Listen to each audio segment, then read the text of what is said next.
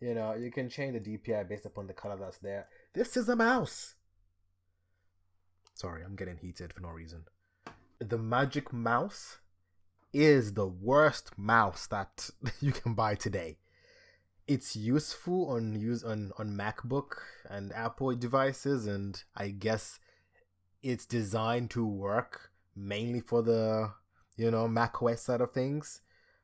But I still think, ergonomically speaking, it's not worth anything in terms of that ergonomic element plays a big part. It's like holding soap. It just doesn't work. Let's watch a review and see if it's still worth buying in 2023/24. Let's see. Now, personally for me, I am a big fan of the Magic Mouse 2. I think this type of, mouse He has lost his mind. Why are you a big fan of it? was very solid, and I think Apple did a really good job at producing this watch when they did, because this watch has been out for many, many years. It didn't just come out today. So when a watch like this ends up being released, one thing that I always kind of think about is that what is the successor of this, mouse going to look like? And if Apple ever make a successor, it better be ergonomic. At least a thumb rest, Can I show you my mouse? Oh, there we go. So I have here a pretty nifty Predator 335 mouse from Acer. And it has like a little thumb rest right there, Look at that. That is a much better RGB looking mouse, DPI changing. You can change the DPI based upon the color that's there. This is a mouse. Sorry, I'm getting heated for no reason. Let's continue. Personally for me, I don't really have the answer for that. But with this mouse, I think it's still worth it. I think it's still worth buying. Bro, I don't know why you're recording, but you need to just have a clean around, because there's an ant paying rent for you in the house. If you want to pick it up, links will be down in the description. You can get it from there, and you can help support the channel at the same time. Now, starting off with the outside of this mouse, the first thing you have to keep in mind is that this specific mouse came off the heels of the Magic Mouse 1. Now, the Magic Mouse 1 was after the release of the Magic Mouse 1. The Magic Mouse 2, so many years after its release here now too, still looks very good, still feels very, very premium, and compared to a lot of other, mouses I've owned, this thing is still holding up very well. I think in terms of the Apple aesthetic, it makes sense. Flat, minimalistic, and does the job. That works. There's better mouses out there. There's an MX Master. But in terms of it working and connecting with an Apple device, yes, this is the best in terms of connectivity and working seamlessly with the Apple ecosystem. But you can't deny it. It just looks like a bar of soap. Anyway.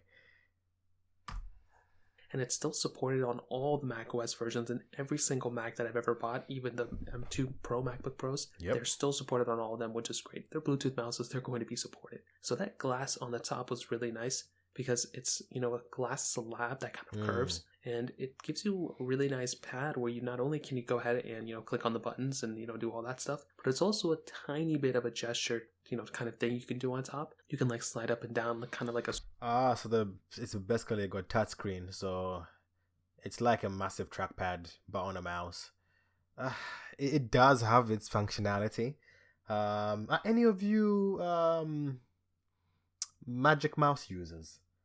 Do you find it useful? I think, when you go into the different types of mouses that are not designed for Mac, they might work better in terms of, ergonomics, but functionality wise, can you still use the same gestures? Probably not. Let me know down in the comments below what you guys think. Scroll wheel kind of thing on the Magic Mouse, and it's still a really nice, mouse. Now, I wouldn't consider this a gaming mouse by any means, but it's still super nice that you have somewhat of a professional workflow type of mouse, and I think a lot of people like that about this specific, mouse. Now, the sides of it kind of curve in, so it gives you a nice place to kind of put your fingers in if you're not really if you're just kind of idling around. And on the bottom of the Magic Mouse, you do have that charging port. Now,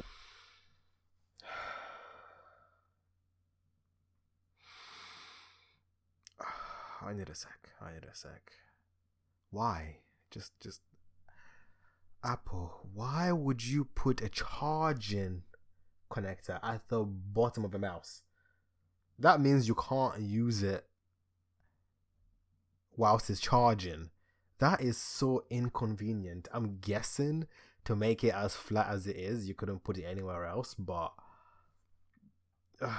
listen, Apple, listen. If you ever decide to make a Magic Mouse 3, if you are not gonna change the port to charge it, at least make it wirelessly charge and sell some like wireless charging mat or something like that. I don't know, because this is unacceptable.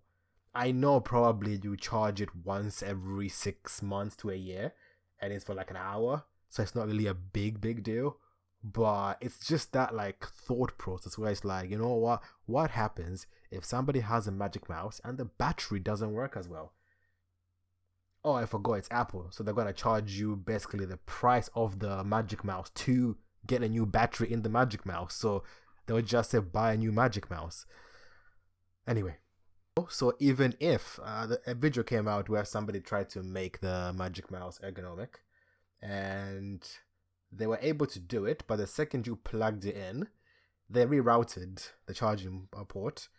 The second you plug in, it won't work. It just doesn't allow you to use the mouse once it's plugged in. So they, even if they chose to remove it, they would have to then reprogram it to then work whilst it's charging. And Apple are backwards. I'm sorry. In terms of like, they're backwards in terms of making things simple that makes sense. Like this just doesn't make any sense.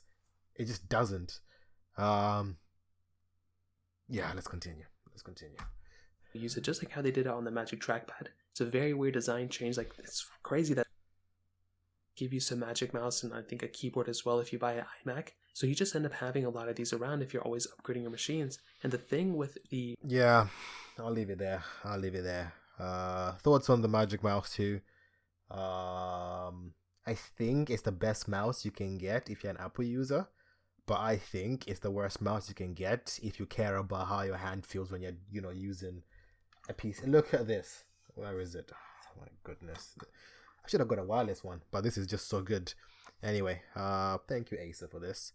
But yeah, so you use it like, look at this. My hand's resting where it normally rests. So it's like, even this finger, it has a little rest at the back. Like, it's just designed to be used correctly. Do you want to see a review of this mouse? Actually, this is a Predator mouse by Acer. Let me know if this video gets, let's say, 100 likes. I'll review this mouse. But goodness, I don't know, Apple. I think the Magic Mouse 2 is a terrible one. But what do you guys think? Thanks for watching. Like, comment, subscribe. Peace.